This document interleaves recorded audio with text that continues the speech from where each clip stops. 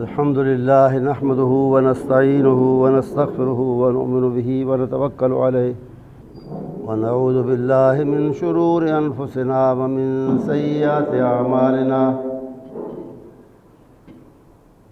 من يهده الله فلا مضل له ومن يضلله فلا هادي له وأشهد أن لا إله إلا الله وحده لا شريك له وأشهد أن محمدًا عبده ورسوله صلى الله عليه وعلى آله وأصحابه وسلم أما بعد فإن خير الحديث كتاب الله وخير الهدي هدي محمد صلى الله عليه وسلم وشر الأمور محدثاتها وكل محدثة بدعة وكل بدعة ضلالة وكل ضلالة في النار رب اشرح لي صدري ويسر لي أمري واحلل عقدة من لساني يفقهوا قولي أعوذ بالله السميع العليم من الشيطان الرجيم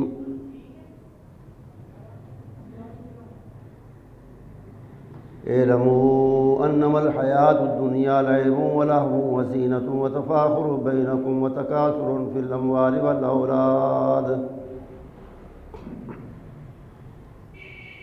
حمد و ثنا، شکر و تعریف، بڑائی اور عظمت سب اللہ رب العالمین کے لیے،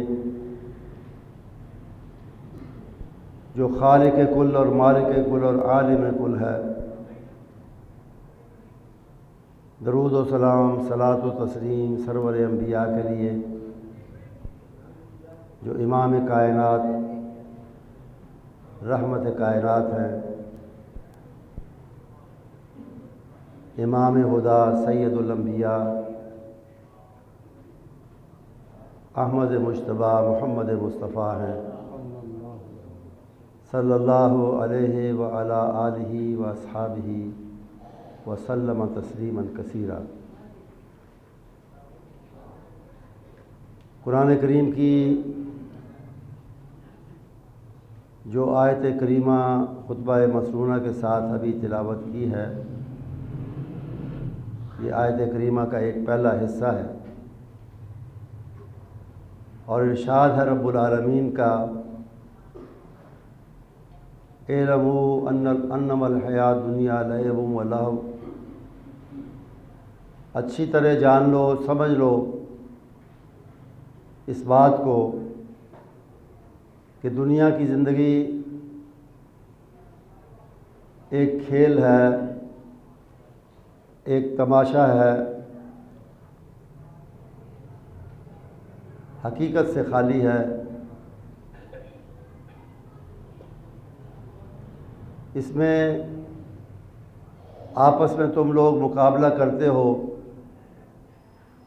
ایک دوسرے پر فخر و مباحات کرتے ہو مال کے حوالے سے کہ کس کے پاس زیادہ ہے، دنیا کس کے پاس زیادہ آئی ہے، ملی ہے۔ اصل چیز جو ہے وہ یہ نہیں، وہ آخرت ہے اور اس کی کامیابی ہے۔ دنیا کی جو رنگینیاں اور دلچسپیاں ہیں وہ اس حقیقت کو بھلا دیتی ہیں کہ انسان کا اصل مقصد آخرت کی کامیابی حاصل کرنا ہے۔ اسلام دین اعتدال ہے، اس نے دنیا میں رہتے ہوئے اس کو کمانے، حاصل کرنے، استعمال کرنے، کھانے سے منع نہیں کیا، بلکہ اس کی حوصلہ افزائی بھی کی ہے، اس کا حکم بھی دیا ہے۔ قل من حرم زینۃ اللہ التی اخرج لعبادہ والطیبات من الرزق۔ اے نبی، ان سے پوچھیں کہ کس نے حرام کی ہیں، منع کی ہیں، یعنی کسی نے نہیں کی، اللہ نے تو نہیں کی۔ کیا؟ دنیا کی جائز طریقے سے حاصل کی ہوئی جائز اور حلال چیزیں کسی نے منع نہیں کی، ان کا حاصل کرنا، ان کے لیے محنت کرنا، کوشش کرنا اور انہیں استعمال کرنا اللہ نے منع نہیں فرمایا اس دین میں۔ اسلام رہبانیت نہیں سکھاتا، ترک دنیا نہیں سکھاتا، دنیا چھوڑنا نہیں سکھاتا، یہ نہیں کہتا کہ عزیزوں، رشتہ داروں اور دنیا کے مال کو چھوڑ کے جنگلوں میں چلے جاؤ، پہاڑوں میں چلے جاؤ، بستیاں چھوڑ دو۔ یہ اسلام کے احکام کے منافی ہے۔ نبی محترم صلی اللہ علیہ وسلم کے 3 صحابی آپ کی غیر حاضری میں آئے اور آپ کے معمولات، کتنی عبادت کرتے ہیں، کتنا سوتے ہیں، کیا کیا کرتے ہیں دن رات، اس کے بارے میں ازواج مطہرات سے پردے کے پیچھے سے کچھ مسائل پوچھے، کچھ باتیں پوچھیں اور پھر اپنے اپنے عزم کا اظہار کیا۔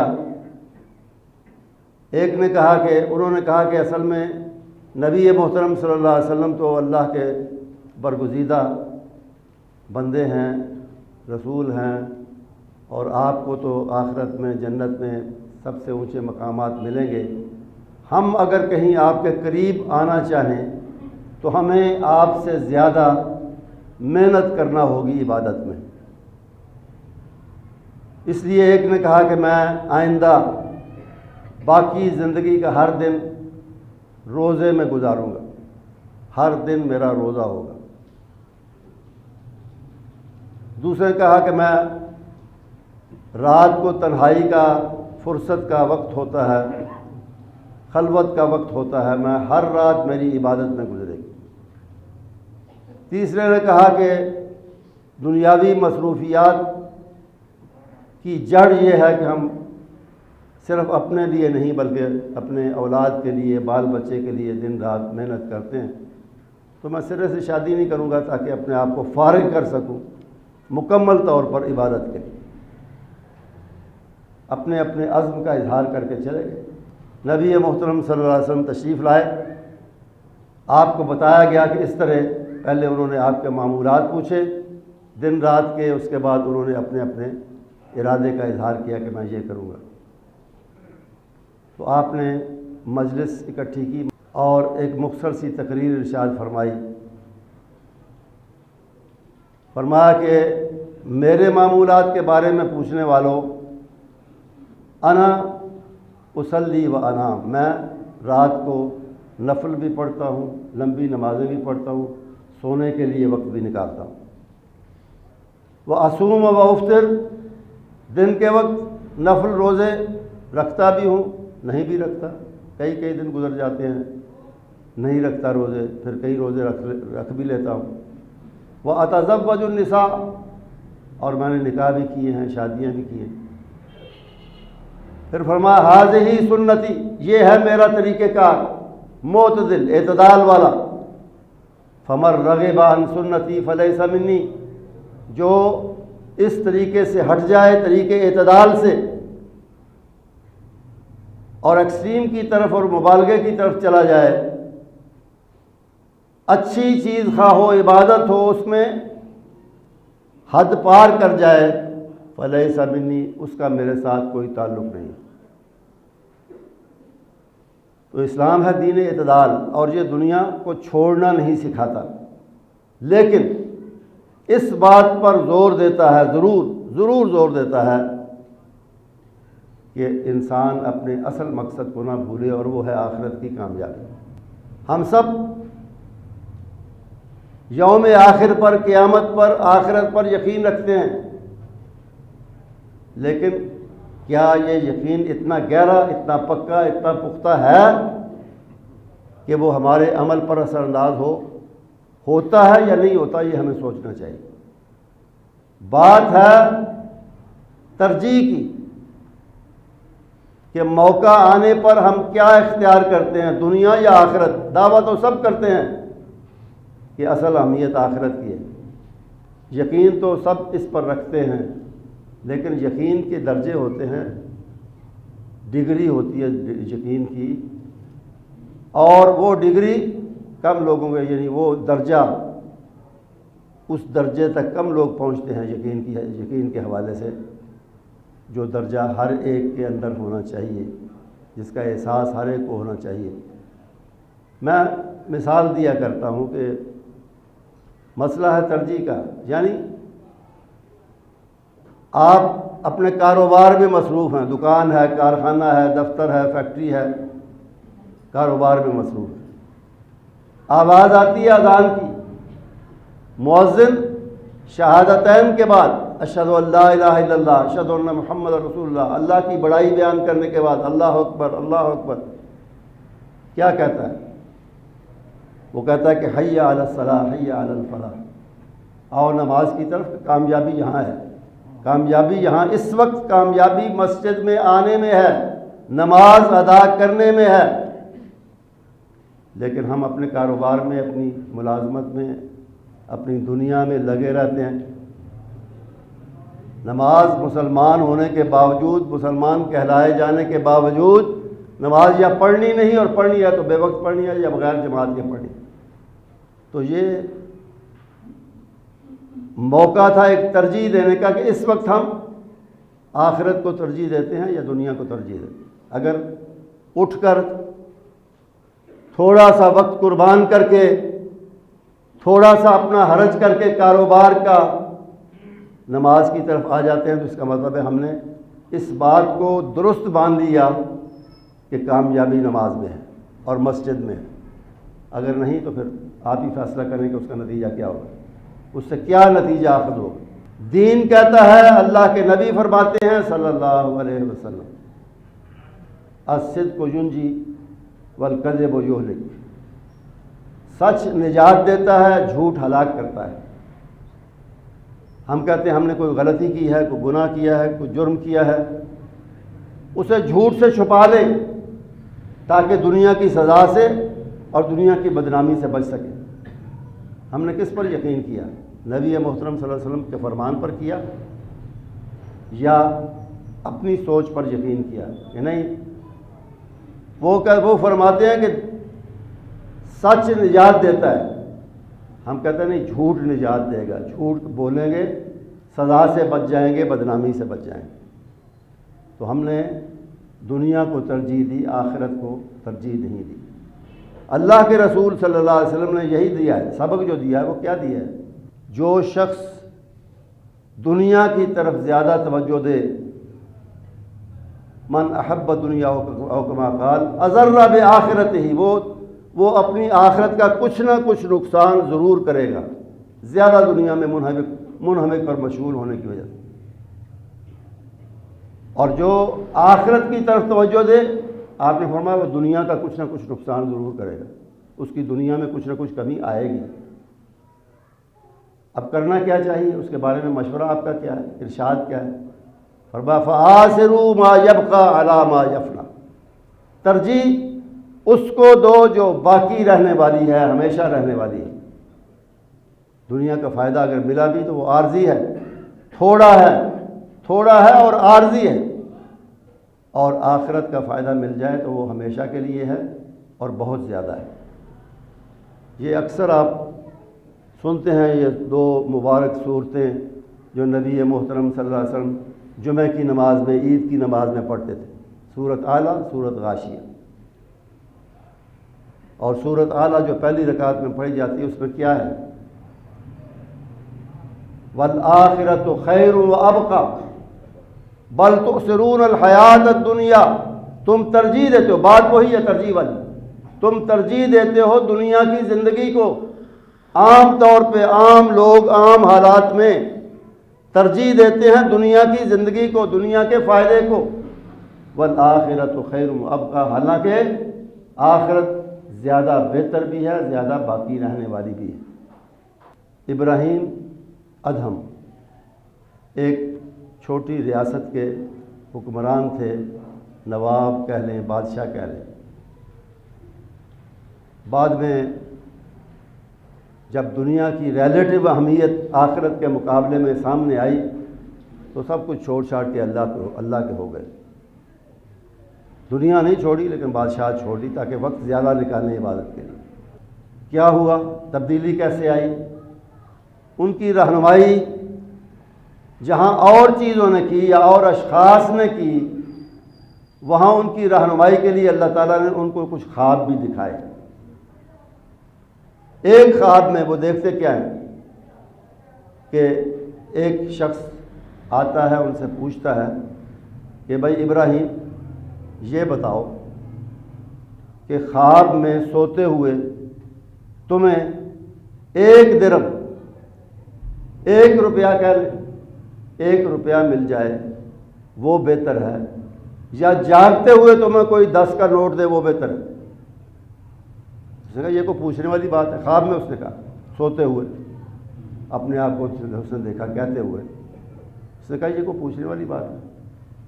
جاگتے ہوئے ملے، حقیقتاً ملے اور وہ بھی زیادہ رقم ملے، ظاہر ہے وہ بہتر ہے. سوتے ہوئے خواب سے 50 گنا زیادہ ملے، اس کی کیا حقیقت ہے؟ وہ تو خواب ہے. تو اس نے کہا تم جھوٹے ہو، بات کچھ کرتے ہو عمل تمہارا کچھ اور ہے. اس نے کہا وہ کیسے؟ اس نے کہا کہ یہ دنیا اور اس کی زندگی جیسے اللہ نے فرمایا اس کی حقیقت کھیل تماشا ہے، ایک خواب کی طرح گزر جائے گی. اس میں جو تمہیں ملتا ہے وہ تم حقیقت میں جو میں آخرت میں جو ملنے والا ہے اس کے مقابلے میں اس کی کوئی حیثیت نہیں ہے، نہ مقدار میں، نہ کوالٹی میں، نہ کوانٹٹی میں، نہ مقدار میں، نہ معیار میں. وہاں جو ملے گا اس کا کوئی شمار و قطار نہیں، کوئی گنتی نہیں، اور وہ ملے گا تو ہمیشہ کے لیے ملے گا. یہاں جو ملتا ہے تھوڑے سے وقت کے لیے ملتا ہے، یا آدمی کی زندگی میں اسے چھن جاتا ہے دنیا اور اس کا مال، اور یا پھر اسے چھوڑ کر چلا جاتا ہے. تو تم کیسے کہتے ہو کہ خواب میں ملنے والے کم کے مقابلے میں جاگتے ہوئے زیادہ ملنا بہتر ہے؟ عمل تو تمہارا اور ہے کچھ. اس طرح کی خوابوں سے بھی ان کی رہنمائی ہوئی اور انہوں نے دنیا کی حقیقت کو پہچان کے آخرت کو ترجیح دینے کا فیصلہ کیا. حسن بصری نے بھی اسی لیے کہا، وہ بھی ایک اللہ کے نیک بندے صالحین میں سے ہیں، صالحین امت میں سے. ان کا دنیا کیا ہے؟ احلام قوم او کا ظل زائل، یہ ایک خواب کی طرح ہے جو گزر جائے گا، یا اسے ڈھلتا ہوا سایہ سمجھ لیں. ایک سایہ ہے، سایہ دیتا ہے کچھ دیر کے لیے، سایہ کچھ سکون دیتا ہے تھوڑے وقت کے لیے، لیکن ظل زائل ہے، یہ ختم ہو جانے والا ہے، ہمیشہ کے لیے سکون دینے والا اور رہنے والا نہیں ہے. نبی محترم صلی اللہ علیہ وسلم نے جو تربیت کی اپنے صحابہ کی، اس تربیت میں یہ بنیادی بات یہ شامل تھی کہ دنیا اور آخرت کی جو ریلیٹو یعنی نسبتی اہمیت ہے، دنیا میں جب ہم رہ رہے ہوتے ہیں اس کے غم، اس کی خوشیاں، اس کی تکلیفیں، اس کے آرام حقیقتاً ہم محسوس کرتے ہیں، ان کا اثر لیتے ہیں، ہمارے جسم، ہماری طبیعتیں ان کا اثر لیتی ہیں. لیکن یہ یاد رکھنا چاہیے کہ یہ سارے اثرات اچھے یا برے، آرام کے یا تکلیف کے، غربت کے یا امارت کے، بیماری کے یا صحت کے، یہ ہیں، موجود ہیں، ایک وقت کے لیے حقیقت بھی ہیں اور حقیقت لگتے بھی ہیں، لیکن یہ عارضی اور فانی ہیں، گزر جاتے ہیں. فکر اس کی کرنی چاہیے جو گزرے گی نہیں. اگر جنت میں ہے تو پھر بھی نہیں گزرے گی، اگر خدا نخواستہ جہنم میں ہے، سزا میں ہے، تو پھر بھی نہیں گزرے گی. فکر اس کی زیادہ کرنی چاہیے. اب یہ فیصلہ کرنا، یہ سوچنا ہم میں سے ہر ایک کا کام ہے کہ ہم کس چیز کی فکر زیادہ کرتے ہیں. مان لینا آخرت کو کافی نہیں، یا اس کو ہم ترجیح دیتے ہیں دنیا کے مقابلے میں، کیا اس کی فکر ہم زیادہ کرتے ہیں. نبی محترم صلی اللہ علیہ وسلم کی تعلیم کیا ہے؟ آپ نے کس طرح صحابہ کو آخرت کی اور دنیا کی باہمی نسبتی ریلیٹو اہمیت کے بارے میں کس طرح کیا سمجھایا؟ ارشاد ہے آپ کا کہ لو کانت الدنیا تزن عند اللہ جراح بعوضۃ ما سقا منها کافرا شربۃ ماء او کما قال رسول صلی اللہ علیہ وسلم۔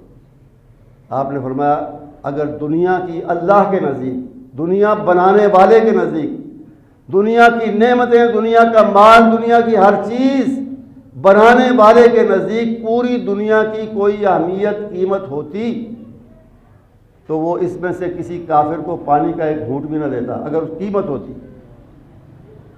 قیمت نہیں ہے اس لیے بے دریغ دیتا ہے، کافر کو زیادہ دے دی، مومن کو کم دے دی، جس طرح مرضی کی، اس لیے کہ اس کے نزدیک اس کی اہمیت نہیں ہے۔ اہمیت ہے اس کے نزدیک جنت کی اور آخرت کی، اور وہ کافروں کو، بروں کو نہیں دیتا، اچھوں کو دیتا ہے اور مومنوں کو دیتا ہے۔ اسی طرح کچھ صحابہ کے ساتھ آپ جا رہے تھے کہیں مدینے میں، راستے میں ایک ڈھیر پر دیکھا بکری کا بچہ، چھوٹی عمر کا بچہ، اور وہ بھی مردہ، وہ کسی نے باہر پھینکا ہوا۔ تو آپ نے فرمایا اس بکری کے اس مردہ چھوٹے سے بچے کو کون خریدے گا 1 درہم کے بدلے میں؟ سب نے کہا کہ اللہ کے رسول، اس کا فائدہ کیا ہوگا خریدنے کا؟ 1 درہم اس پر ضائع کرنے کا فائدہ کیا ہوگا؟ نہ اس کی کھال کسی کام کی، نہ اس کا گوشت کسی کام کا۔ سمجھانے کے لیے آپ نے یہ مثال دی، سمجھانے کے لیے آپ نے یہ سوال پوچھا تھا۔ آپ نے فرمایا فلد دنیا احبن علی اللہ من ھذا، پوری دنیا کی، اس کے سارے ساز و سامان کی، اس کے سارے مال و متاع کی، اللہ کے نزدیک اتنی بھی قیمت نہیں ہے جتنی بکری کے اس مردہ بچے کی ہے۔ اس طریقے سے آپ نے ریلیٹو یعنی نسبتی اہمیت جو ہے وہ سمجھائی دنیا اور آخرت کی۔ اور اپنے بارے میں بھی آپ نے فرمایا تھا کہ اس سے صحابہ اور ہم سب سبق سیکھیں اور کچھ سیکھنے کی کوشش کریں۔ فرمایا ما انا بالدنیا الا کراکب استظل تحت شجرۃ ثم راح وترک، میری مثال دنیا میں اس طرح ہے جیسے کوئی مسافر سفر کے دوران کسی سایہ دار درخت کے نیچے بیٹھتا ہے آرام کے لیے، تو کیا وہ اسے اپنا گھر بنا لیتا ہے؟ کیا وہ وہیں کا ہو جاتا ہے؟ نہیں، کچھ دیر آرام کے بعد اس درخت کو چھوڑ کے اپنی منزل کی طرف روانہ ہو جاتا ہے۔ فرمایا یہی میری مثال ہے دنیا میں، کہ دنیا کو میں نے کبھی اپنا مستقل ٹھکانہ نہیں سمجھا۔ انسان آتا ہے چلا جاتا ہے جو کہ حقیقت ہے، اسے اپنا مستقل ٹھکانہ میں نے کبھی نہیں سمجھا۔ اپنے بارے میں آپ نے مثال دی اور ہدایت فرمائی، اسی مثال کی روشنی میں آپ نے ہدایت فرمائی اپنے تمام ماننے والوں کو کہ کن فی الدنیا کأنک غریب او عابر سبیل، دنیا میں اس طرح رہو جس طرح مسافر رہتے ہیں، دنیا میں اس طرح رہو جس طرح گزرگاہ سے گزر جانے والا چلا جاتا ہے، گزر جاتا ہے اور اس کو پیچھے چھوڑ جاتا ہے، پردیسیوں کی طرح۔ اور پھر اس پر عمل کیا تھا؟ یہ تو باتیں ہیں نا، یہ تو ارشادات ہیں نا، اس پر عمل کیا تھا؟ وہ عمل ہم دیکھیں تو حیران ہو جاتے ہیں۔ ہم وہ نہیں کرتے اور نہیں کر سکتے، لیکن آپ کی بے رغبتی، میں پھر دہراتا ہوں، چھوڑنی نہیں ہے، لیکن اتنا بھی اس کے اندر کھبنا نہیں ہے دنیا کے اندر، اس کی مشغولیات کے اندر، کہ آدمی آخرت کا نقصان کر بیٹھے۔ تو آپ کی اپنی گزران، اپنی معیشت، اپنے گھرانوں میں کیا ہوتا تھا، کیسے ہوتا تھا، اس کی ایک جھلک سیدہ عائشہ صدیقہ رضی اللہ تعالیٰ عنہ دکھاتی ہیں اور فرماتی ہیں کہ انا کنا آل محمد صلی اللہ علیہ وسلم لنمکث شہرا ما نستوقد نارا، بعض اوقات ہمارے گھروں میں، یعنی نبی کریم صلی اللہ علیہ وسلم کے گھروں میں، ازواج مطہرات کے گھروں میں، ایک گھر میں نہیں سب میں، فرماتی ہیں کہ بعض اوقات پورا مہینہ بھی گزر جاتا تھا، پورے مہینے کے دوران گھر میں کچھ پکانے کے لیے آگ جلانے تک کی نوبت نہیں آتی تھی۔ آج ہم تنگ ہیں، اور صحیح معنوں میں تنگ ہیں، مہنگائی سے، چیزوں کی نایابی سے، گرانی سے، غربت سے، معاشی مسائل میں گھرے ہوئے۔ لیکن گھرنے کی اور ان سے تنگ زندگی بسر کرنے کی ایک وجہ یہ بھی ہے کہ ان کو اہمیت ہم بہت دیتے ہیں، ان کو محسوس بہت کرتے ہیں، اور معیار ہمارے جو ہیں وہ بڑھ گئے ہیں۔ جو ضروریات تھیں وہ تو تھیں اور اب بھی ہیں اور ہمیشہ سے ہیں انسان کے ساتھ، لیکن ایک ہوتی ہیں ضروریات، ایک ہوتی ہیں آسائشات، اور ایک ہوتے ہیں تعیشات۔ تین درجے ہیں دنیا کی چیزوں کی۔ ضروریات کے بغیر تو گزارا نہیں، لیکن جو تعیشات تھے وہ بھی آج کل ضروریات کے درجے تک پہنچے ہوئے، آسائشات کو تو چھوڑے۔ یعنی ہر آدمی بنیادی ضروریات پر اکتفا کرنے کے لیے تیار نہیں ہے، الا ماشاء اللہ۔ آسائشیں بھی چاہتا ہے، تعیشات بھی چاہتا ہے، اور جس طرح ضروریات کی طلب ہے اسی طرح اس نے تعیشات کی اور آسائشات کی بھی طلب ہے، وہ بھی اسی چاہتا ہے کہ وہ بھی مل جائے، یہ بھی مل جائے۔ اور پھر جو ملا ہے نہ اس پر شکر کا کوئی جذبہ ہے الا ماشاء اللہ، اور نہ اس پر اکتفا کرتا ہے، نہ اسے کافی سمجھتا ہے، اور حل میں مزید، حل میں مزید، حل میں مزید۔ تو اس سے کم از کم سبق لینا چاہیے سیدہ عائشہ رضی اللہ تعالیٰ عنہ کے فرمان سے۔ اور پھر آپ کے ورثے کے بارے میں، وراثت کے بارے میں فرماتے ہیں کہ ما ترک دینارم ولا درہمن ولا شاتم ولا بعیر۔ کیا چھوڑ کے گئے نبی محترم صلی اللہ علیہ وسلم دنیا سے؟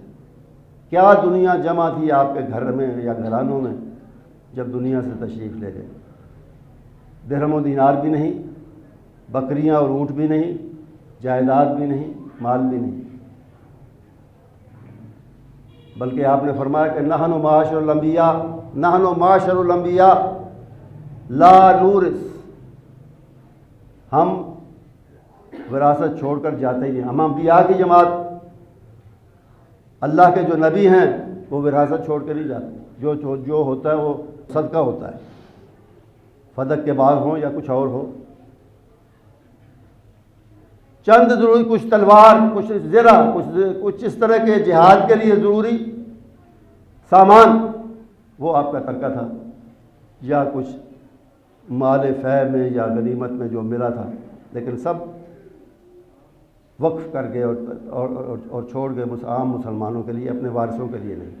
یہی بات تھی جس پہ کچھ اختلاف بھی ہوا سیدنا ابو بکر اور سیدہ فاطمہ رضی اللہ تعالیٰ عنہ، لیکن ابو بکر نے سمجھایا، اور یہی ارشاد نبی محترم صلی اللہ علیہ وسلم کا پیش کیا کہ آپ نے فرمایا تھا کہ ہم ترکہ اور ورثہ چھوڑ کے جانے والے نہیں ہیں، ہمارا سب مال جو ہے وہ اللہ کی راہ میں عام مسلمانوں کے لیے ہوتا ہے، اپنے ذاتی وارثوں کے لیے نہیں ہوتا۔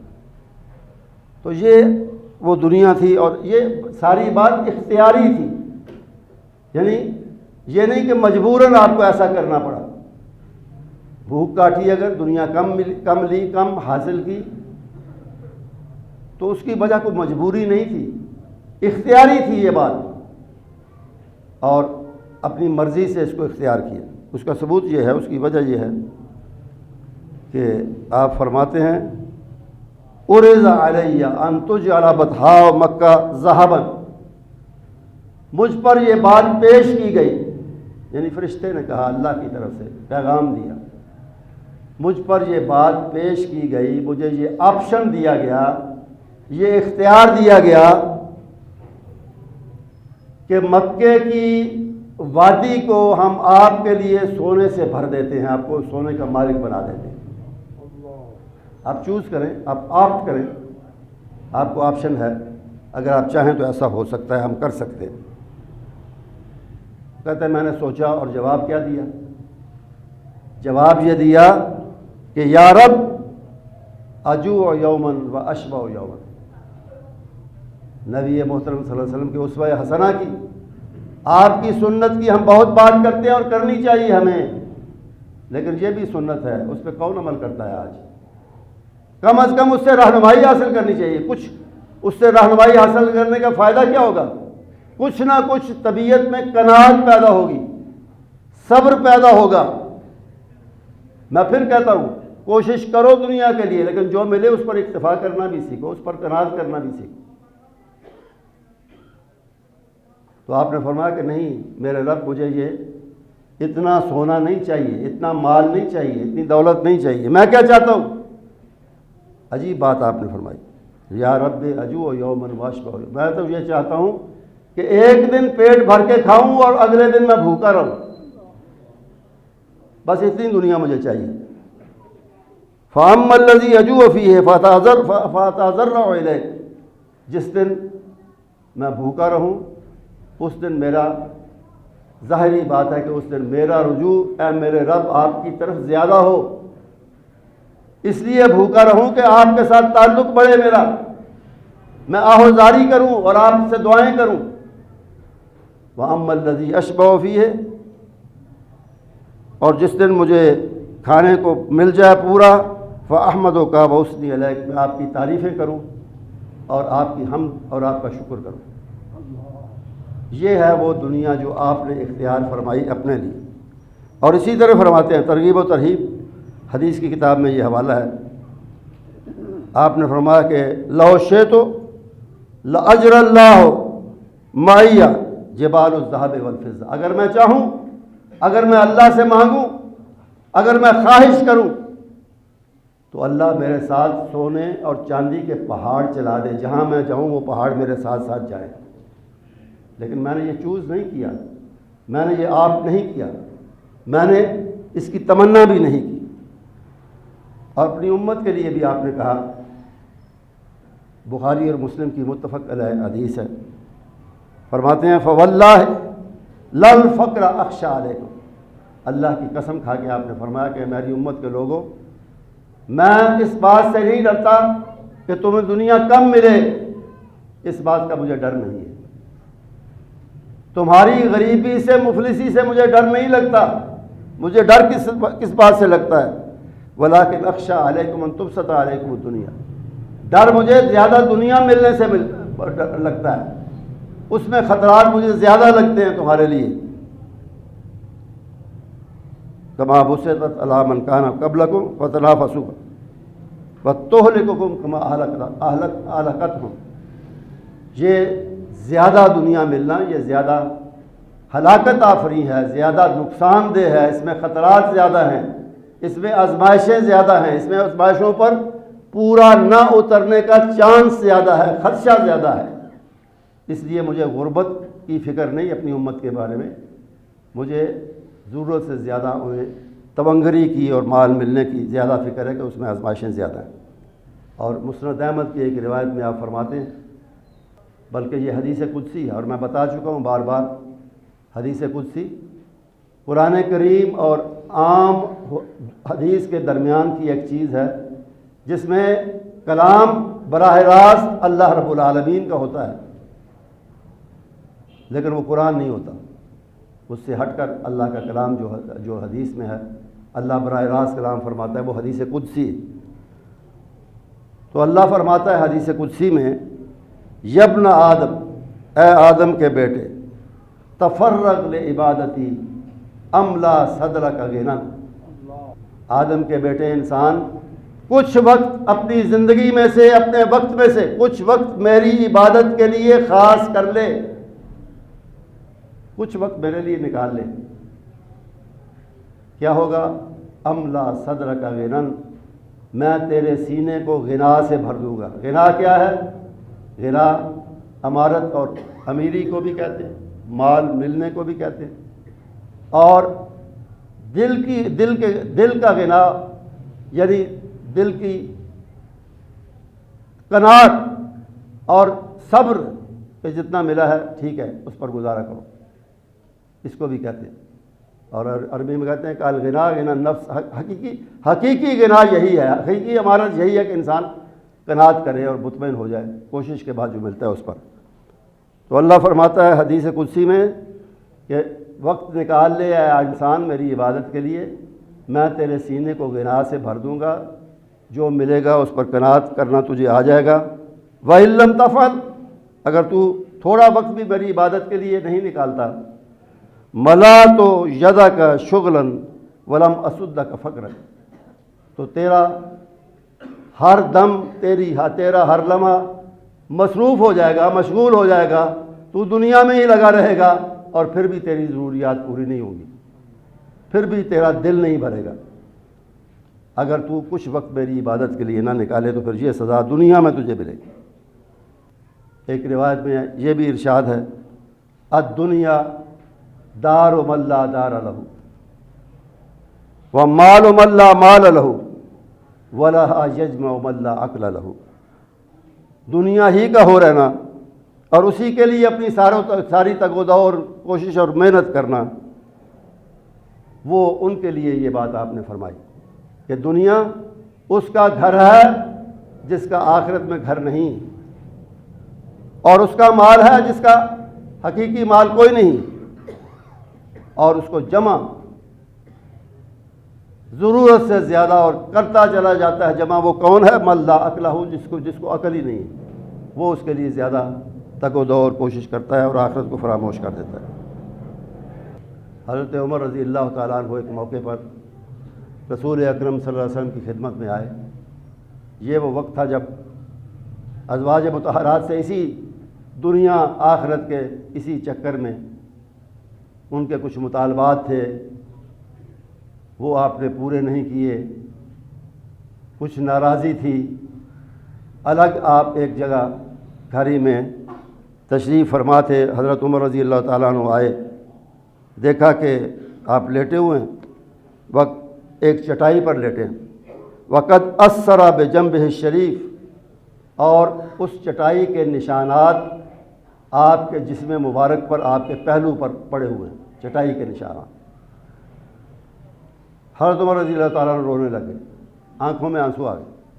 ما یبکی کا یا عمر، ما یبکی کا یا عمر، اور کیوں روتے ہو، کیا وجہ رونے کی؟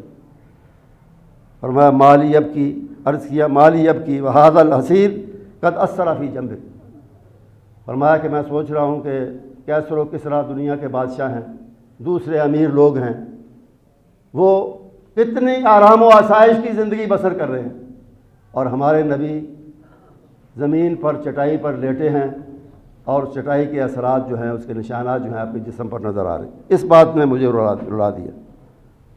آپ نیم دراز سے اٹھ کر بیٹھ گئے، فرمایا اوافی ھذا یا ابن الخطاب، او خطاب کے بیٹے ابھی تک تمہاری سوچ یہیں تک پہنچی ہے، اس سے آگے نہیں گئی، ابھی تک یہیں تک تمہاری سوچ پہنچی ہے؟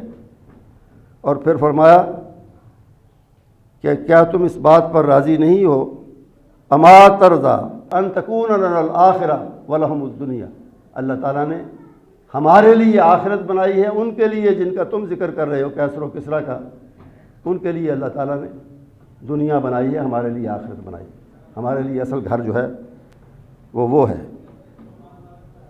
تو یہ ہے مسئلہ کہ دنیا چھوڑنی تو نہیں، لیکن یہ بات یاد رکھنی ہے کہ اصل گھر آخرت ہے۔ اعلموا انما الحیاۃ الدنیا لعب و لہو، یہ سب کھیل تماشے کی طرح گزر جائے گا، جب تک ہے ہم اس کے اثرات کو، اچھے اور برے اثرات کو محسوس کرتے ہیں یقیناً، لیکن یہ گزر جانے والی چیزیں ہیں سب، دنیا کا آرام بھی اور دنیا کی آسائش بھی اور دنیا کی تکلیف بھی اور دنیا کی مصیبت، گزر جانے والی چیزیں۔ جو ہمیشہ رہنے والی ہے اس کو ترجیح دیں، اس کے لیے زیادہ فکر کریں، اس کے لیے کوشش کریں، اور اللہ تعالیٰ کتنا رحیم ہے کہ وہ یہ نہیں کہتا کہ 24 گھنٹے میں سے زیادہ وقت مجھے دو، آخرت کو دو، تھوڑا سا دو، تفرغ لعبادتی، ابھی آپ نے حدیث سنی کہ کچھ وقت نکال لو میرے لیے، کچھ وقت میرے لیے نکال لو فرائض ادا کرنے کے لیے۔ اور اگر ہو سکے تو ذکر کے لیے، اللہ کی یاد کے لیے کچھ وقت صبح کا، شام کا، دن کا، رات کا، کوئی وقت اس میں خالص اس کی طرف توجہ کرتے ہوئے ذکر اذکار ہو، تلاوت ہو، اللہ کا ذکر ہو، عبادت ہو، نفل ہو، کچھ نہ کچھ وقت اس کے لیے نکالیں تاکہ آخرت کی حقیقی کامیابی کے ہم بھی حصے دار بنیں۔ وآخر دعوانا الحمدللہ رب العالمین۔